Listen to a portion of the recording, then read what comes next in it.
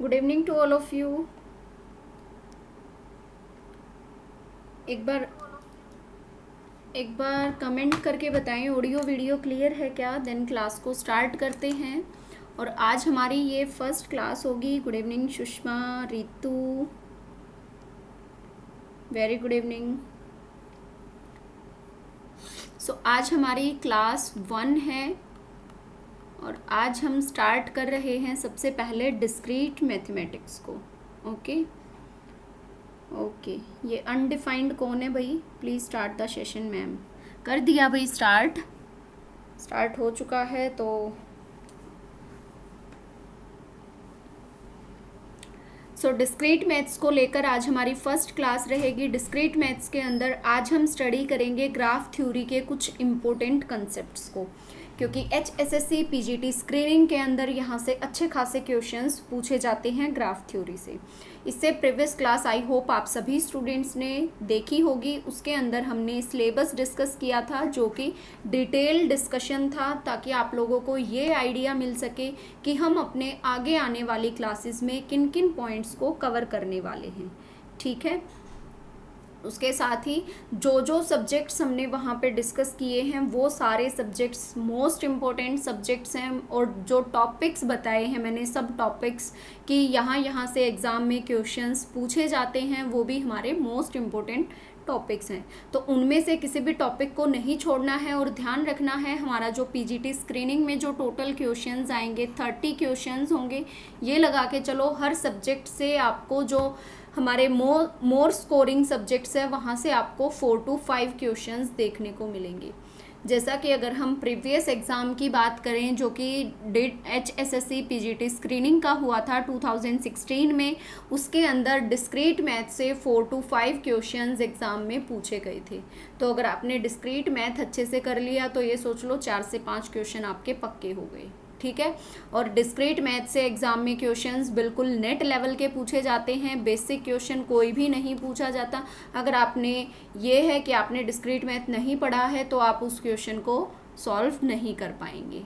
ठीक है, तो अभी हम आज की क्लास में, और ग्राफ थ्योरी टॉपिक से अगर हम बात करें ग्राफ थ्योरी टॉपिक की, तो कोई भी एग्ज़ाम हो ग्राफ थ्योरी से 2 से 3 क्वेश्चन हर एग्ज़ाम में पूछे जाते हैं। यहाँ तक कि नेट एग्ज़ाम में 3 से 4 क्वेश्चन आपको ग्राफ थ्योरी से देखने को मिलते हैं।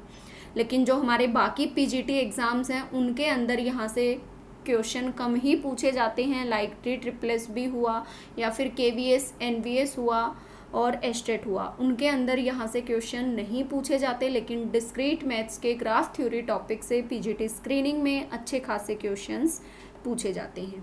सो चलिए अपनी क्लास को स्टार्ट करते हैं। और हम 1 by 1 डिस्कस करेंगे एक एक इम्पोर्टेंट टर्म्स को। ओके, सो सबसे पहले अगर हम बात करें ग्राफ की, ग्राफ होता क्या है? आई थिंक आप सभी स्टूडेंट्स को ग्राफ के बारे में पता होगा कि ग्राफ हमारा क्या होता है। तो ग्राफ हमारा क्या होता है? It is a set of vertices and edges. Set of vertices and edges. Vertices को आप नोड्स भी बोल सकते हैं, इसका दूसरा नाम आप पॉइंट्स भी बोल सकते हैं। तो कुछ भी लिखा मिले एग्ज़ाम में देख के उस टर्म को घबराना नहीं है, और आपको क्वेश्चन को नोड लिखा हो, पॉइंट लिखा हो या फिर वर्टेक्स लिखा हो, तीनों बातें एक हैं।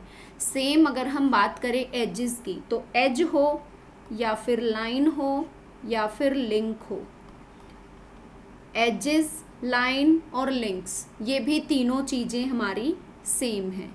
तो ग्राफ हमारा होता क्या है? Graph is a collection of vertices and edges. अब वर्टिसेस क्या होंगे? वर्टिसेस यानी कि सपोज फॉर एग्जांपल वर्टेक्स को हम डिफाइन करते हैं सर्कल से। This is next vertex, this is vertex A, this is vertex B, this is vertex C and this is vertex D। ठीक है, और जो ग्राफ होगा हमारा, उसके बीच में ये जो नंबर ऑफ वर्टिसेस हैं इनके बीच में क्या होगा? एज होगा। क्या होगा? एज होगा। इस लाइन को, ये जो इन दोनों के बीच में लाइन है, इसको हम क्या बोलते हैं? एज। क्या बोलते हैं? एज। और ये जो A है इसको हम क्या बोलते हैं? वर्टेक्स, इसको हम क्या बोलते हैं, वर्टेक्स, और ये जो लाइन होती है इसको हम क्या बोलते हैं, एज। अब ये जो है आपस में जो वर्टिसेस होंगे वो आपस में कनेक्टेड होंगे, फुल्ली कनेक्टेड भी हो सकते हैं। फुल्ली कनेक्टेड मीन्स हर एक वर्टेक्स किसी दूसरे वर्टेक्स से फुल्ली कनेक्टेड होगा। ऐसा भी हो सकता है ग्राफ के अंदर कि कोई एक वर्टेक्स ऐसा हो जो किसी भी दूसरे वर्टेक्स से कनेक्टेड ना हो। यानी कि हम कह सकते हैं कि जो हमारे ग्राफ होते हैं वो दो टाइप के होते हैं। मे बी हमारा ग्राफ डायरेक्टेड हो, सॉरी कनेक्टेड हो, डायरेक्टेड अनडायरेक्टेड का कंसेप्ट बाद में करेंगे। मे बी हमारा ग्राफ जो है वो कनेक्टेड हो, हमारा ग्राफ कनेक्टेड भी हो सकता है और हमारा ग्राफ डिसकनेक्टेड भी हो सकता है। हमारा ग्राफ कनेक्टेड भी हो सकता है और डिसकनेक्टेड भी हो सकता है। तो कनेक्टेड ग्राफ कौन सा होगा, जहाँ पे हर एक पेयर ऑफ वर्टिसेस के बीच में क्या होगा, एज होगा, एक पॉसिबल पाथ होगा, एक पॉसिबल पाथ होगा हर एक सेट ऑफ वर्टिसेस के बीच में। लाइक अगर मैं कहूँ suppose for example A B C और ये हुआ डी, क्या ये ग्राफ हमारा कनेक्टेड है या डिसकनेक्टेड है? ये ग्राफ हमारा कनेक्टेड है या फिर डिसकनेक्टेड है? कैसा ग्राफ है ये, जल्दी से कमेंट करके बताएं मुझे। ये ग्राफ हमारा कैसा है, कनेक्टेड है या फिर डिसकनेक्टेड है?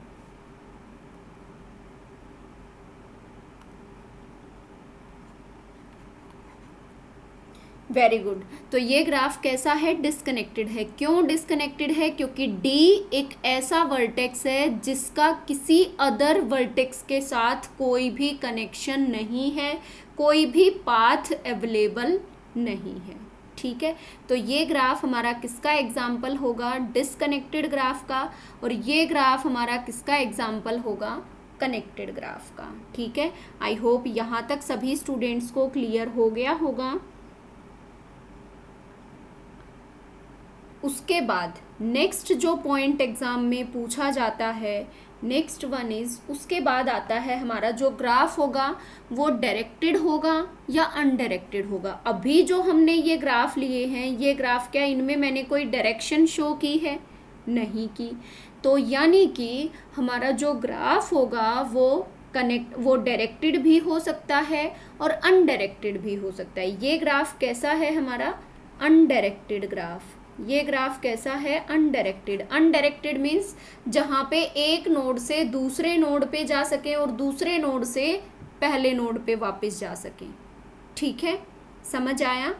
उससे अलग अगर हम बात करें डायरेक्शन, अगर प्रॉपर डायरेक्शन दी होगी तो जिस वे में हमें डायरेक्शन दी हुई होगी सिर्फ उसी डायरेक्शन में हम उस वर्टेक्स से दूसरे वर्टेक्स तक रीच कर पाते हैं। Okay, for example directed graph का एक एग्जाम्पल लेते हैं और समझने की कोशिश करते हैं। डायरेक्टेड ग्राफ, तो डायरेक्टेड ग्राफ कैसा होगा, suppose for example A to B, suppose हमें डायरेक्शन दी है ए टू बी और उसके बाद हमें डायरेक्शन दी है ए सी टू ए। सपोज ये हमारा एक ग्राफ है, सपोज ये हमारा एक ग्राफ है और ये ग्राफ हमारा कैसा है, डायरेक्टेड ग्राफ है। ये ग्राफ हमारा कैसा है, डायरेक्टेड ग्राफ है। दैट मीन्स यहाँ पे हमें डायरेक्शन गिवन है कि हम किस वर्टेक्स से किस वर्टेक्स की तरफ स्विच कर सकते हैं, मूव कर सकते हैं, एक वर्टेक्स से दूसरे वर्टेक्स तक रीच कर सकते हैं। यानी कि अगर हम कहें क्या हम बी से ए पे जा सकते हैं, क्या हम बी वर्टेक्स से ए वर्टेक्स पे रीच कर पाएंगे क्या आप इस ग्राफ के अकॉर्डिंग? येस और नो, जल्दी से कमेंट करें येस और नो। क्या आप बी वर्टेक्स से ए वर्टेक्स की तरफ जा पाएंगे? नहीं। Very good Ritu, Sushma, very good. So नहीं जा पाएंगे। क्यों नहीं जा पाएंगे? क्योंकि डायरेक्शन गिवन नहीं है, क्योंकि डायरेक्शन गिवन नहीं है। अब अगर हम बात करें क्या A to B जा सकते हैं, हाँ जा सकते हैं। क्या A to C जा सकते हैं, जी हाँ बिल्कुल जा सकते हैं। तो डायरेक्टेड ग्राफ से हमें क्या पता चलता है, हमें एक प्रॉपर डायरेक्शन का पता चलता है कि हम किस वर्टेक्स से किस दूसरे वर्टेक्स की तरफ स्विच कर पाते हैं। ओके, क्लियर है यहाँ तक। वहीं पे अगर हम बात करें अनडायरेक्टेड ग्राफ की, वहीं पे अगर हम बात करें अनडायरेक्टेड ग्राफ की, जहाँ पे हमें कोई डायरेक्शन गिवन नहीं होती, उसका मतलब होता है कि हम एक नोड से दूसरे नोड पे इजीली स्विच कर सकते हैं। फॉर एग्जांपल सेम एग्जांपल लेती हूँ ताकि कोई भी डाउट ना रहे आपको, ठीक है। फॉर एग्जाम्पल ये हमारा ग्राफ कैसा है, क्या ये ग्राफ अनडायरेक्टेड है, जी हाँ बिल्कुल है। क्यों है अनडायरेक्टेड, क्योंकि डायरेक्शन गिवन नहीं है। और इसका मतलब क्या हम ए से बी पे जा सकते हैं, हाँ जा सकते हैं। क्या हम बी से ए पे जा सकते हैं, जी बिल्कुल जा सकते हैं। क्या हम ए से सी पे जा सकते हैं, हाँ जी। सी से ए पे बिल्कुल। सी से बी पे हाँ जा सकते हैं, C to A and then A to B. B to C जा सकते हैं, जी हाँ। डायरेक्ट पाथ तो नहीं है, लेकिन इनडायरेक्टली हम जा सकते हैं, बी टू ए जाएंगे एंड देन ए टू सी जाएंगे, ठीक है। क्या यहाँ तक सभी को क्लियर है, येस और नो? जल्दी से एक बार कमेंट करके बताएं, देन नेक्स्ट पॉइंट की तरफ बढ़ते हैं।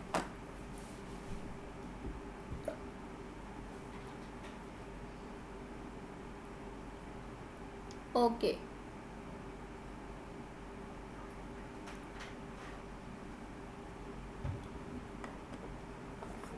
ये जो अनडिफाइंड नाम से है ना, आप अपना नाम रखो आईडी का।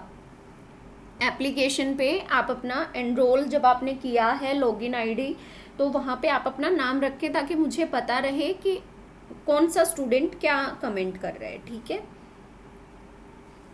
थोड़ा सा ऑपरेट करने की कोशिश करो, हो जाएगा। ओके, नाउ नेक्स्ट, उसके बाद कुछ टर्म्स आती हैं जो कि ग्राफ से पूछी जाती हैं और आपने एग्जाम्स में सुनी भी होंगी। सेल्फ लूप क्या होता है, पैरेलल एज क्या होता है, नल ग्राफ किसे कहते हैं, ट्रिवियल ग्राफ कौन सा होता है, कंप्लीट ग्राफ कौन सा होता है। तो कुछ टर्मिनोलॉजीज हैं, साथ में टाइप्स ऑफ ग्राफ हैं। जो ग्राफ है वो अलग अलग टाइप से अलग अलग नाम से रिप्रेजेंट किया जाता है। सबसे पहले हमने पढ़ा जो हमारा ग्राफ है वो कनेक्टेड भी हो सकता है, डिसकनेक्टेड भी हो सकता है। सबसे पहली बात तो कनेक्टेड भी हो सकता है हमारा ग्राफ और डिसकनेक्टेड भी हो सकता है। ओके, उसके बाद सेकंड हमने पढ़ा हमारा ग्राफ जो होगा वो डायरेक्टेड भी हो सकता है और वो ग्राफ हमारा अनडायरेक्टेड भी हो सकता है, ठीक है। इनसे अलग भी ग्राफ के बहुत सारे पार्ट्स होते हैं, complete graph, null graph, isolated vertex कौन सा होगा, पेंडेंट वर्टेक्स कौन सा होगा, complete graph with N vertex कौन सा ग्राफ होगा, फाइनाइट ग्राफ कौन सा होगा, ट्रिवियल ग्राफ कौन सा होगा। तो वो अलग अलग टाइप्स को भी हम वन बाय वन डिस्कस करेंगे। उससे पहले हम कुछ टर्म्स पढ़ते हैं। लाइक सबसे पहली टर्म है what is self loop. What is self loop? Self loop तो आप सभी ने नाम सुना ही होगा और आप सभी को पता भी होगा। तो सेल्फ लूप हम किसे कहते हैं? ग्राफ के अंदर हम सेल्फ लूप किसे कहते हैं? फॉर एग्जाम्पल एक ग्राफ बनाती हूँ V1, V2, V3, V4।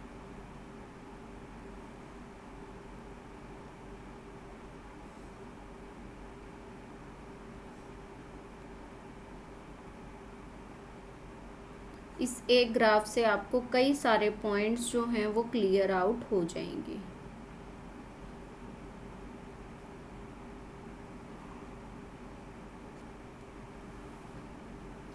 अब इनके एजेस के भी नाम रख लेते हैं। सपोज ये एज है E1, E2 और एक और एज दिया है बीच में E3। Very good. And then E4, E5, E6 and then E7। Suppose ये हमारा ग्राफ है, एक अनडायरेक्टेड ग्राफ है, इसमें कोई डायरेक्शन नहीं दी हुई है। अब इस ग्राफ के अंदर सबसे पहला तो अगर हम बात करें वर्टेक्स कौन कौन से हैं, वर्टेक्स हमारे कौन कौन से हैं, V1, V2, V3, V4। उसके बाद एजेस कौन कौन से हैं, E1, E2, E3, E4, E5, E6 and then E7। ठीक है, आई थिंक यहीं तक हमारे एजेस हैं और टोटल 4 वर्टेक्स हैं। ठीक है, 1 2 3 4 5 6 7। ओके, उसके बाद अब बात आती है सेल्फ लूप की।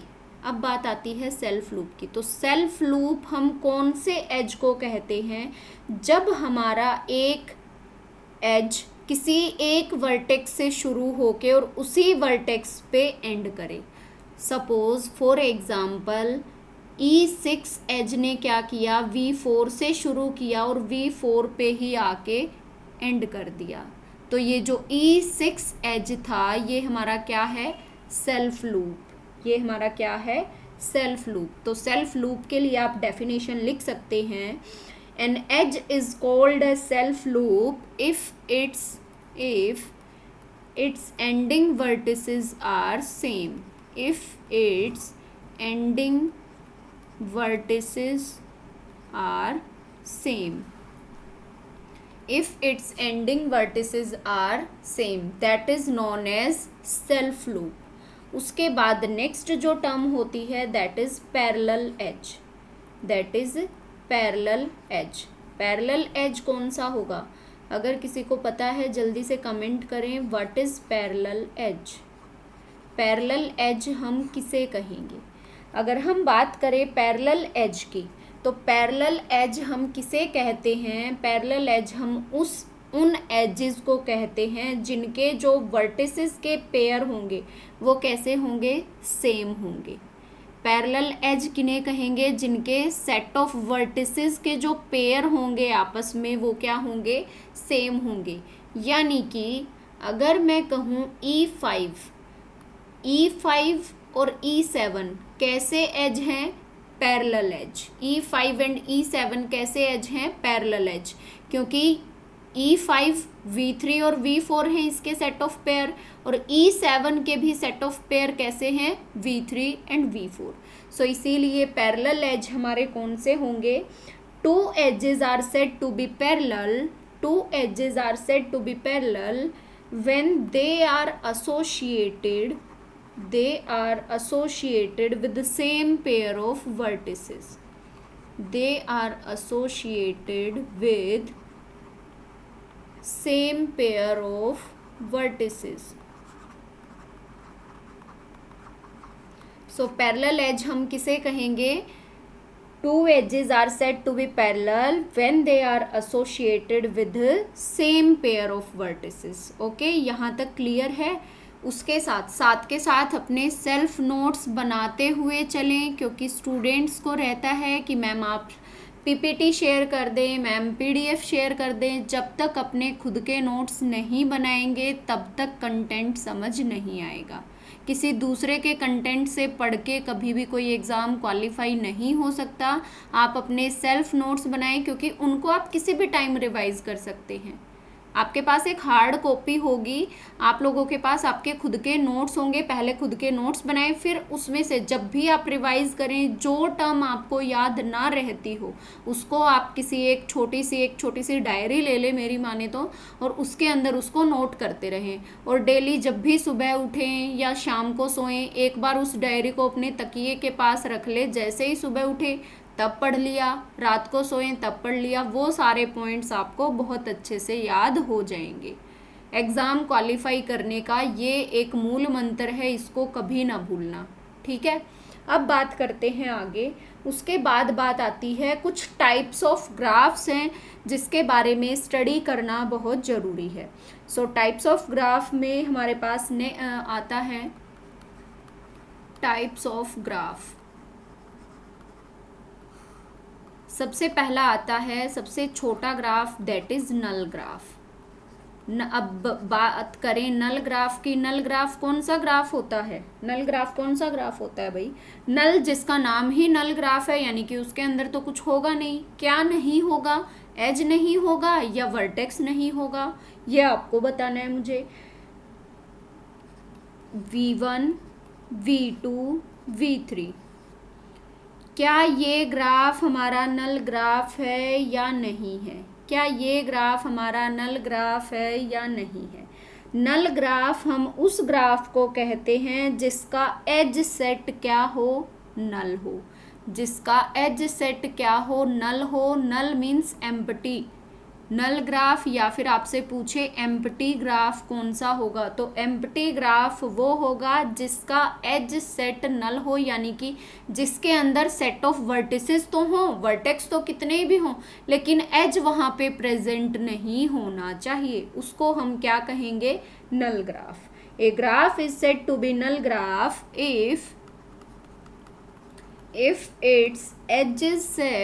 if its edges set is null or empty। Null और एम्प्टी। अब यहाँ पे वर्टेक्स सेट क्या है? V1 है, V2 है, V3 है, लेकिन वहीं पे एज सेट क्या है? एम्प्टी है। तो जहाँ पे एज सेट हमारा एम्प्टी होगा उस ग्राफ को हम क्या कहेंगे? Null graph. उस ग्राफ को हम क्या कहेंगे? Null graph. क्या यहाँ तक सभी को क्लियर है या कोई डाउट है? येस और नो। क्लास कैसी लग रही है जल्दी से कमेंट करके बताएं। इंटरेस्ट आ रहा है पढ़ने में या कोई प्रॉब्लम आ रही है, कोई पॉइंट ऐसा लग रहा है जो समझ ना आया हो? क्योंकि टॉपिक वाइज तो हमारी क्लास आज ही हुई है, फर्स्ट क्लास है। Okay, very good Ritu, great, thank you. बस मैं तो मेहनत करा सकती हूँ भाई, मेहनत करनी तो आपको पड़ेगी। जितना मेरे से पॉसिबल होगा उतना मैं आप लोगों को कंटेंट देती रहूँगी और इसी तरीके से हम अपने टॉपिक्स को 1 बाय 1 कवर करते हुए एंड तक पहुँच जाएंगे और आपको खुद से ये फील होगा कि हाँ, हमने कंप्यूटर साइंस में बहुत अच्छा स्टडी किया है। अगर एक बार इस पूरे के पूरे कोर्स को जब आप कर लेंगे, कंप्यूटर पोर्शन को, उसके बाद आपको अपने नोट्स, अगर आपने खुद के नोट्स बना लिए होंगे तो उसके बाद मुझे नहीं लगता कि आपको किसी बुक को उठाने की ज़रूरत पड़ने वाली है, क्योंकि थ्योरी पढ़ने के लिए बहुत सारी बुक्स हैं।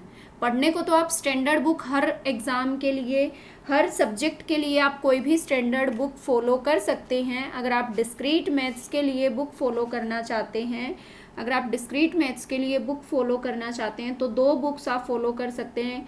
ग्राफ थ्योरी के लिए नरसिंह देव, और डिस्क्रीट मैथ्स जिसमें पूरा डिस्क्रीट मैथ हो उसके लिए केनेथ एच रोसन।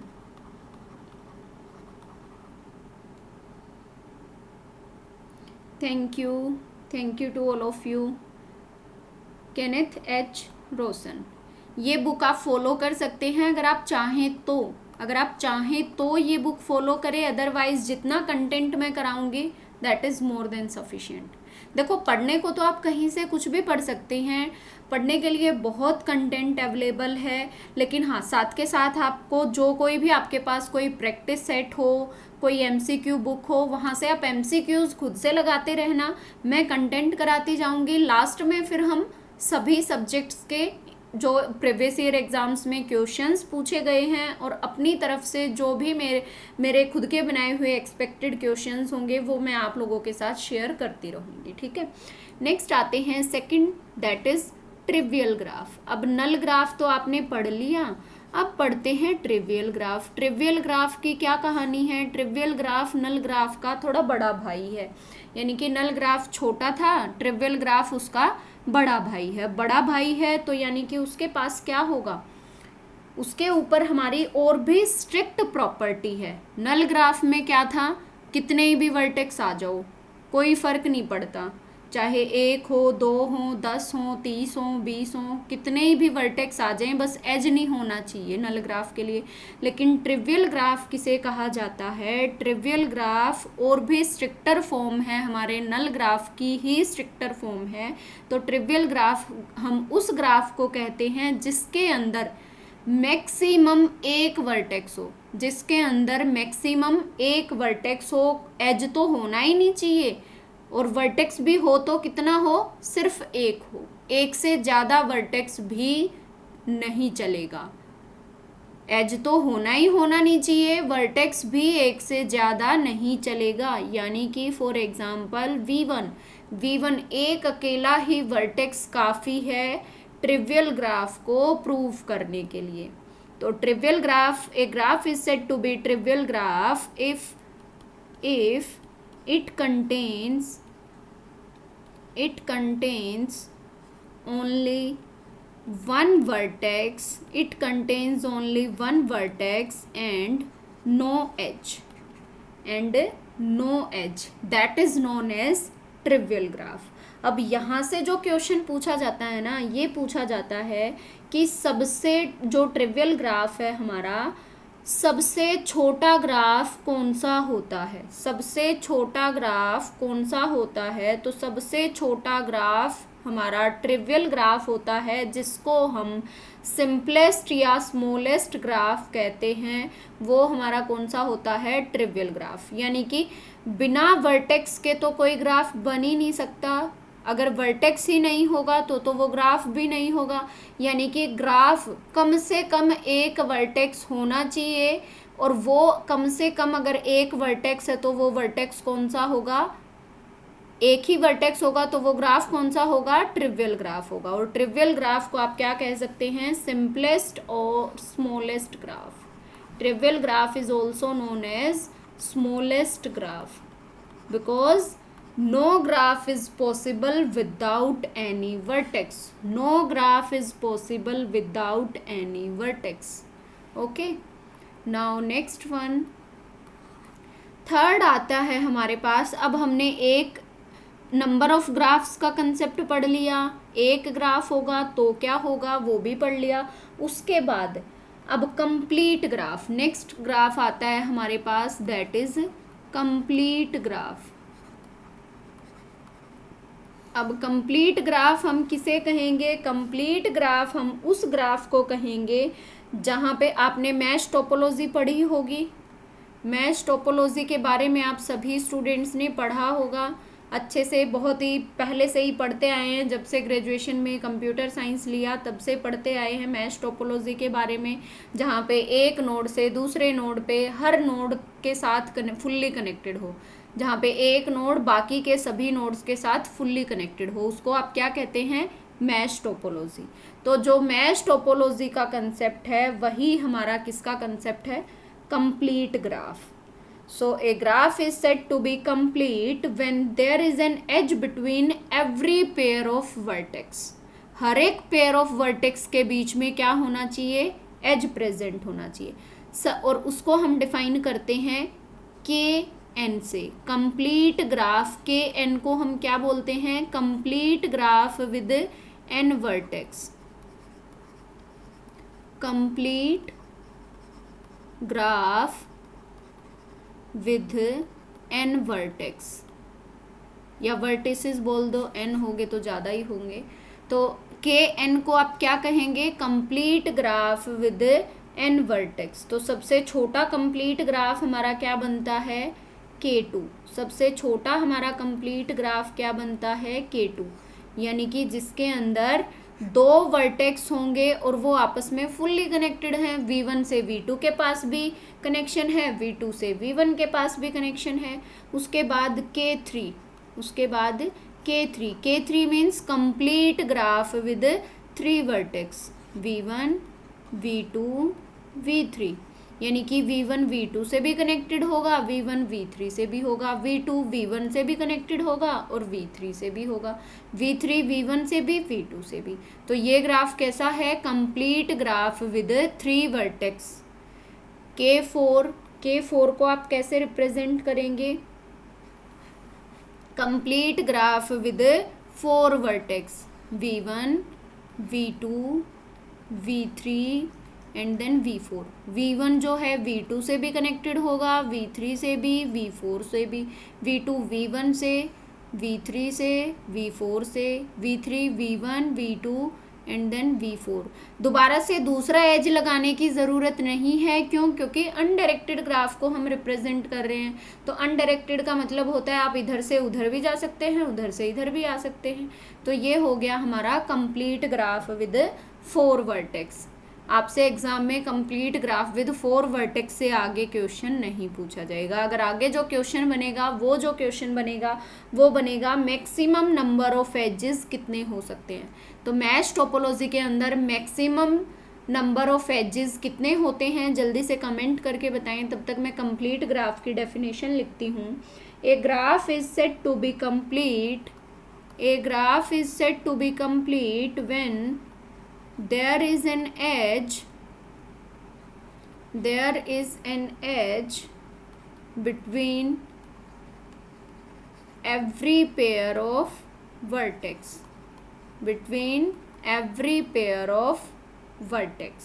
ठीक है, ओके। नेक्स्ट, कंप्लीट ग्राफ में अगर n वर्टेक्स हैं तो मैक्सिमम कितने एजेस होंगे? ये भी टर्म एग्ज़ाम में बार बार पूछे जाने वाली है, इसके नीचे इम्पोर्टेंट लिख लेना। डायरेक्ट क्वेश्चन आएगा या तो n की टर्म में या n की वैल्यू दे के। n की वैल्यू 10 दे सकता है, 5 दे सकता है, 6 दे सकता है, 4 दे सकता है। क्वेश्चन पूछा जाएगा ए कंप्लीट ग्राफ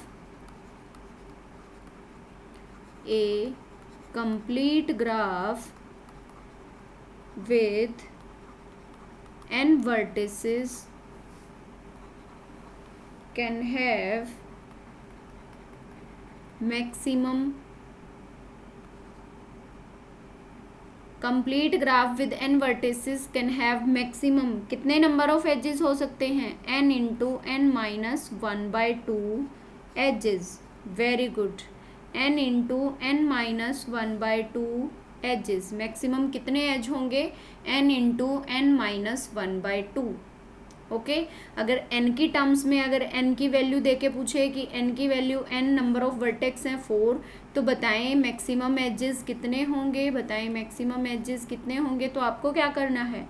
फॉर्मूला में पुट करना है और आपको आपका आंसर निकालना है। 4 इंटू 3/2, 2 2 ज़ा 4, 2 3 ज़ा 6, जो कि हमारे कंप्लीट ग्राफ विद 4 वर्टेक्स में कितने एज हैं? 1 2 3 4 5 6। ओके, आई थिंक यहाँ तक क्लियर हो गया होगा। n की वैल्यू अगर 10 दे तो कितने मैक्सिमम नंबर ऑफ एज होंगे? Maximum number of edge 10 into 9/2, 2 5 ज़ा 10, 9 5 ज़ा 45। ओके, सो इस तरीके से आपको क्वेश्चन को अटेम्प्ट करना है एग्ज़ाम में।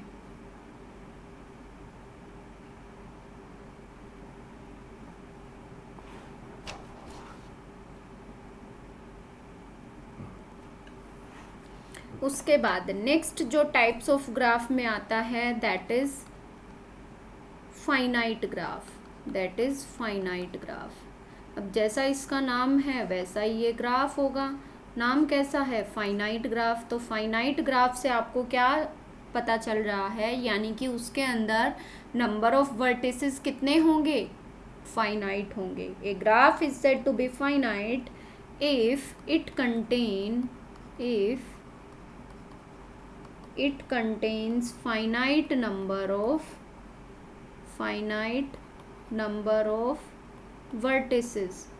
If it contain finite number of vertices, ठीक है। ये एक सिंपली जस्ट जनरलाइज है। सपोज फॉर एग्जांपल 5 वर्टेक्स दिए हैं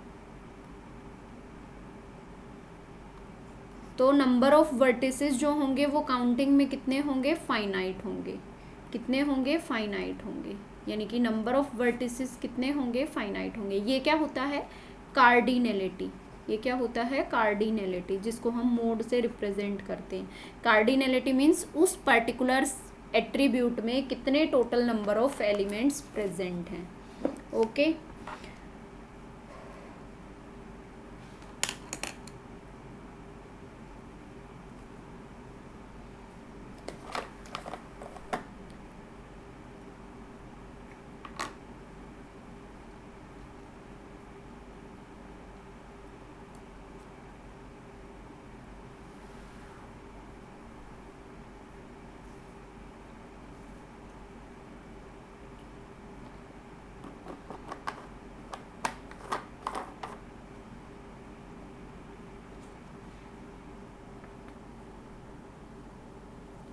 उसके बाद नेक्स्ट आता है कनेक्टेड डिसकनेक्टेड, तो हमने स्टडी कर ही लिया कनेक्टेड ग्राफ कौन सा होगा, डिसकनेक्टेड ग्राफ कौन सा होगा।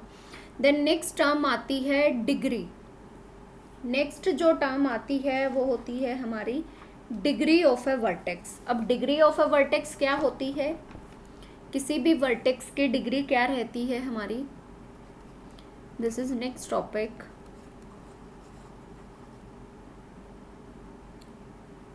डिग्री ऑफ अ वर्टेक्स, किसी भी वर्टेक्स की डिग्री क्या होगी, यानी कि उस पर्टिकुलर वर्टेक्स से कितने नंबर ऑफ एजेस जो हैं वो एसोसिएट हैं, उस पर्टिकुलर वर्टेक्स से कितने नंबर ऑफ एजेस हैं जो एसोसिएट हो रखे हैं, उसको हम क्या कहेंगे, degree of that particular vertex. For example, एक एग्जाम्पल के थ्रू समझने की कोशिश करते हैं। ग्राफ बनाती हूँ V1, V2, V3, V4,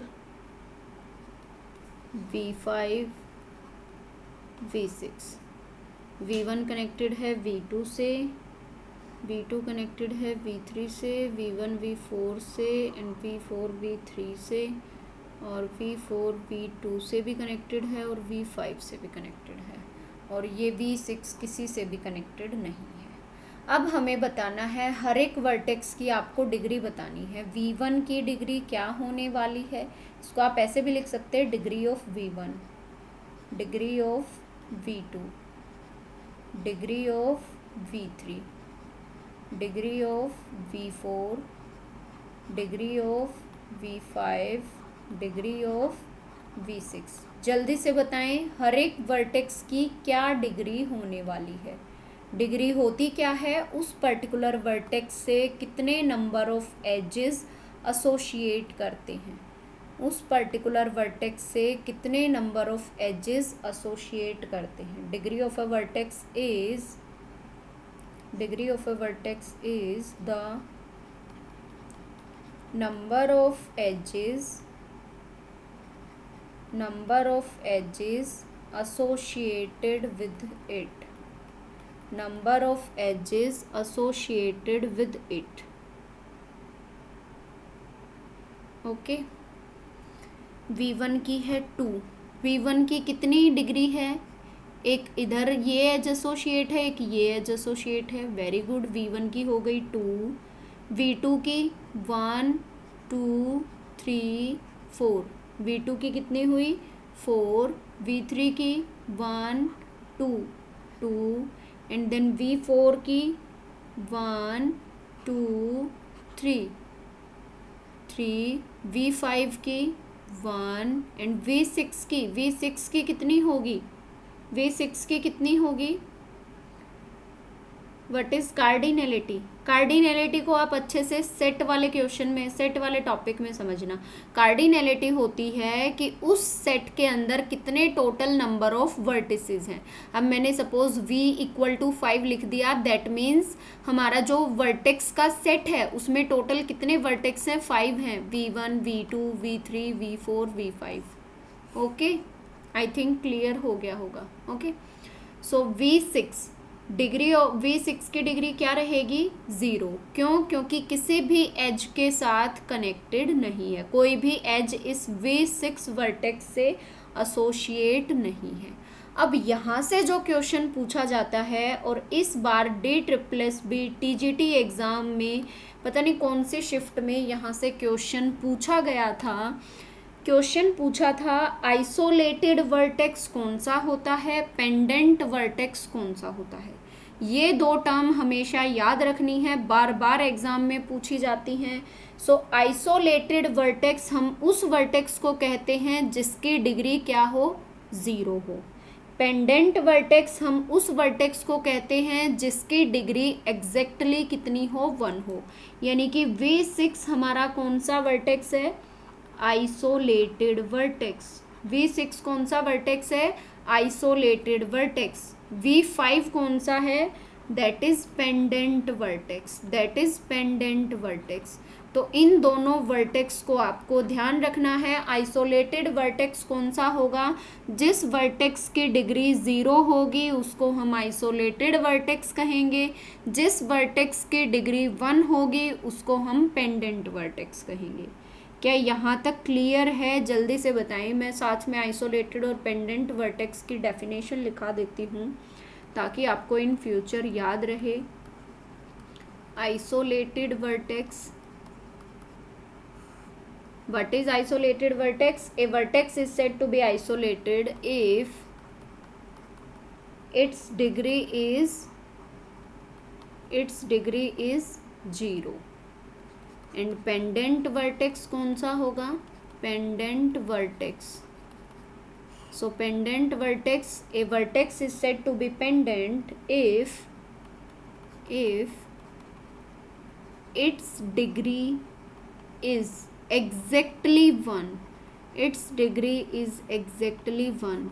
ना तो एक से कम ना तो एक से ज़्यादा। जिस वर्टेक्स की डिग्री एग्जैक्टली 1 होगी उसको हम पेंडेंट वर्टेक्स कहेंगे और जिस वर्टेक्स की डिग्री 0 होगी उसको हम आइसोलेटेड वर्टेक्स कहेंगे। हाँ जी, अभी इतनी लेट क्यों ज्वाइन कर रहे हो आप? क्लास का नोटिफिकेशन नहीं गया था क्या बाकी स्टूडेंट्स के साथ जिन्होंने इतनी लेट ज्वाइन किया है? कहाँ थे अभी तक आप? टाइम से आया करो भी क्लास में। अभी हमने इतने सारे पॉइंट्स कवर कर लिए, वो आपको बाद में देखने पड़ेंगे। क्या फ़ायदा है इतनी लेट क्लास ज्वाइन करने का?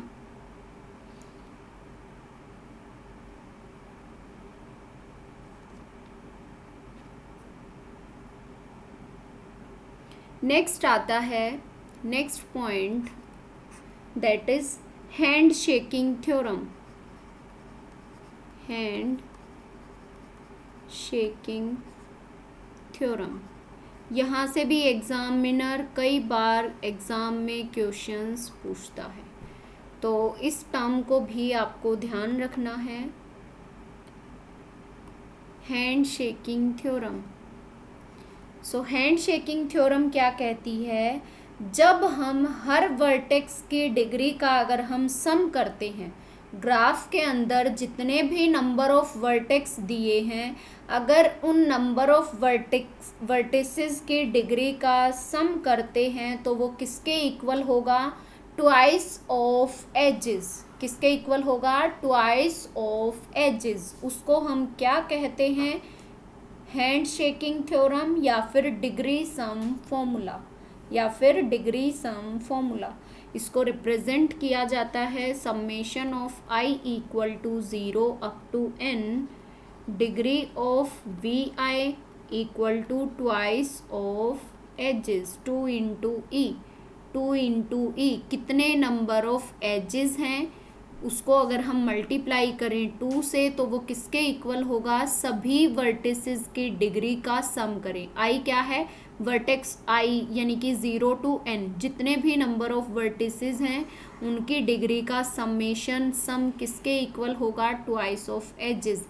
इस फॉर्मूला को आपको ध्यान रखना है, यहाँ से एग्ज़ाम में बार बार क्वेश्चन पूछा जाता है। So what is handshaking theorem? If we sum the degree of every vertex,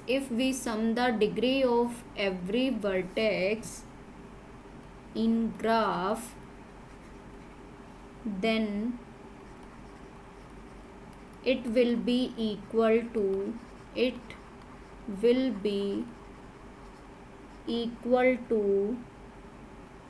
2 into number of edges,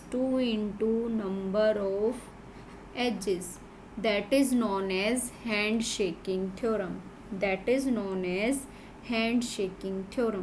okay, यहाँ तक क्लियर है सभी को या कोई डाउट है?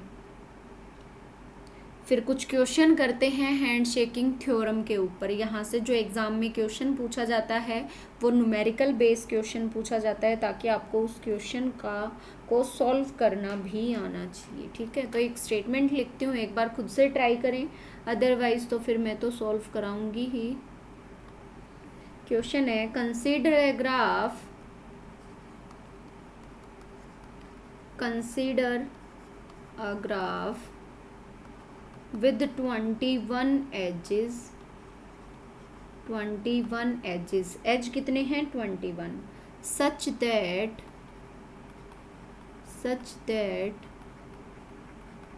3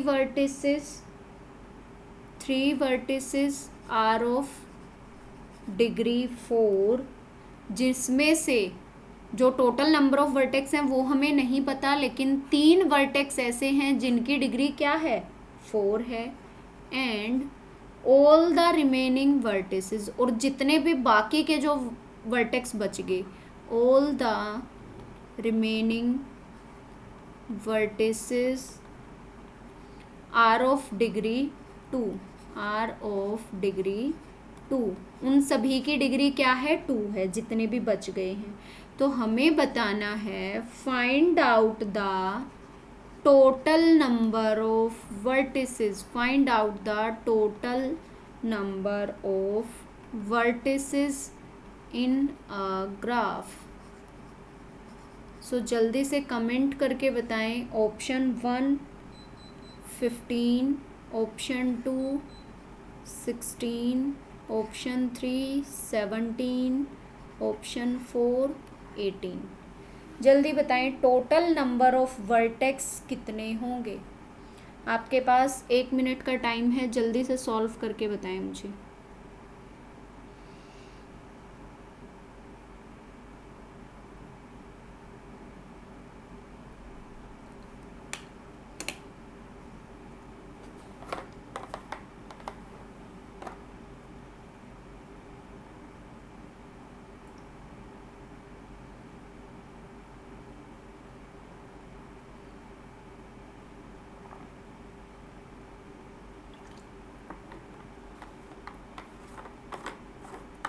थोड़ा सा दिमाग लगाएं, दिमाग पे प्रेशर डालें, क्योंकि 1 1 1 1 ये क्या है भाई। ऑप्शन 1 15। चलो भाई, एक स्टूडेंट जो है वो बता रहा है 15। कोई और? आपका नाम बताएं एक बार, आप मुझे अपना नाम बताएं, मैसेज में टाइप करें आपका नाम क्या है, और आप अपनी आफ्टर क्लास आप अपनी आईडी में चेंज करें, अपना नाम लिखें वहाँ पे, ताकि मुझे स्टूडेंट्स का पता रहे कौन सा स्टूडेंट क्या मैसेज कर रहा है। ठीक है,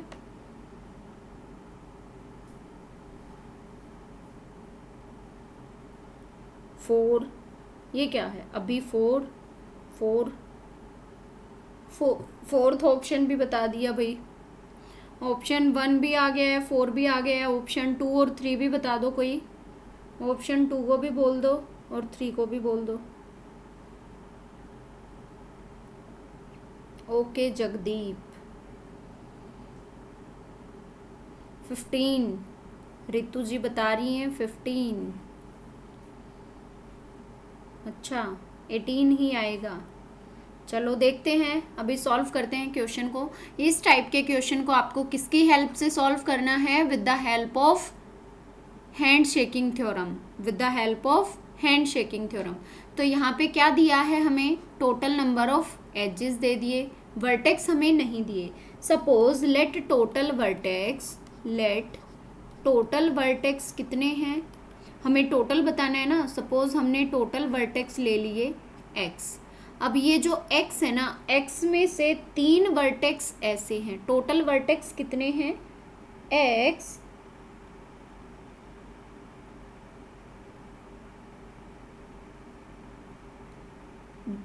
इन x वर्टेक्स में से 3 वर्टेक्स हमारे पास ऐसे हैं। एक मिनट 44, एक मिनट भाई, एक मिनट। टोटल वर्टेक्स कितने हो गए x, जिसमें से क्या कहा है 3 वर्टेक्स ऐसे हैं, 3 का तो हमें पता है, 3 वर्टेक्स ऐसे हैं जिसकी डिग्री क्या है 4 है, प्लस सभी की डिग्री का सम करना है ना, हमें सभी की डिग्री का क्या करना है सम करना है, और वो किसके इक्वल होनी चाहिए ट्वाइस ऑफ एजेस, वो किसके इक्वल होनी चाहिए twice of edges. Okay, so 3 into 4 plus remaining vertex कितने बच गए, x में से 3 वर्टेक्स तो हो गए जिसकी डिग्री 4 थी, रिमेनिंग कितने बचे x माइनस 3 जिसकी डिग्री कितनी है 2 है, मल्टीप्लाई करेंगे 2 से, equal to twice of edges, edge कितने हैं 21, यानी कि 2 इंटू 21, 3 4 ज़ा 12 plus 2x minus 6 equal to 42, और 2x plus 6 equal to 42, 2x equal to 42 minus 6, 2x equal to 36 and x equal to 36 divided by 2, that is equal to 18. So x equal to 18. x क्या था total number of vertex, तो total number of vertex कितने आए 18 आए, total number of vertex कितने आए 18 आए। Okay, very good, total number of vertex कितने आए 18 आए। 15 कब होता आंसर, जब अगर पूछता रिमेनिंग वर्टेक्स जिनकी डिग्री 2 है, अगर पूछता वो वर्टेक्स बताओ जिनकी डिग्री 2 है, तो टोटल कितने आए हैं 18, और जिसमें से 3 की डिग्री क्या थी 4, तो बाकी 3 की डिग्री क्या थी 4, तो बाकी कितने बचे 18 माइनस 3 यानी कि 15 ऐसे वर्टेक्स थे जिनकी डिग्री 2 थी। अगर रिमेनिंग पूछता तो आंसर 15 होता, लेकिन टोटल पूछा है तो आंसर 18 होगा। ओके, यहाँ तक क्लियर हुआ सभी स्टूडेंट्स को, या किसी स्टूडेंट को कोई डाउट है जल्दी से बताएं, क्लियर हुआ या कोई डाउट है। फिर एक क्वेश्चन और देती हूँ तुम्हें, वो क्वेश्चन आप लोगों को खुद से सॉल्व करना है और नेक्स्ट क्लास में मुझे उस क्वेश्चन का आंसर देना है। ये क्वेश्चन आप लोगों के लिए एज अ होमवर्क क्वेश्चन है, इस क्वेश्चन को आप नोट डाउन कर लें और नेक्स्ट क्लास में मुझे इसका आंसर करें। ए सिंपल ग्राफ, और अगर कहीं पे डाउट लग रहा है तो अभी भी पूछ सकते हैं। A simple graph contains 35 edges such that there are 4 vertices are of degree 5, 5 vertices are of degree 4, 4 vertices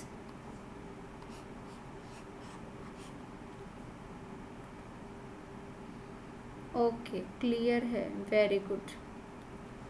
4 vertices with degree 5, 5 vertices with degree 4, 4 vertices with degree 3, all the remaining vertices, all the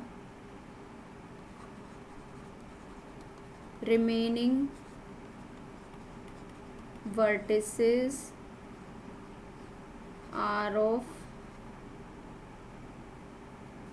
all the remaining vertices are of degree 2.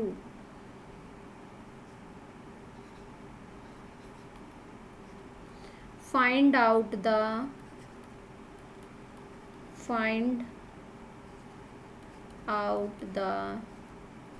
remaining vertex,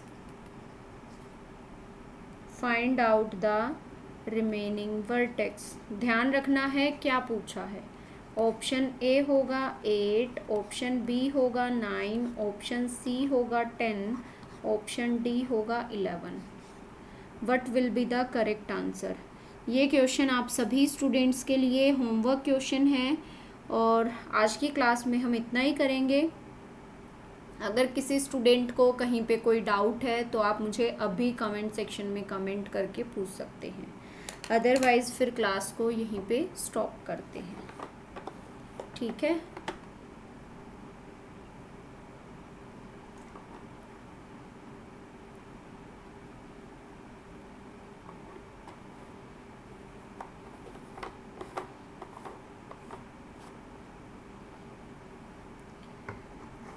9, very good.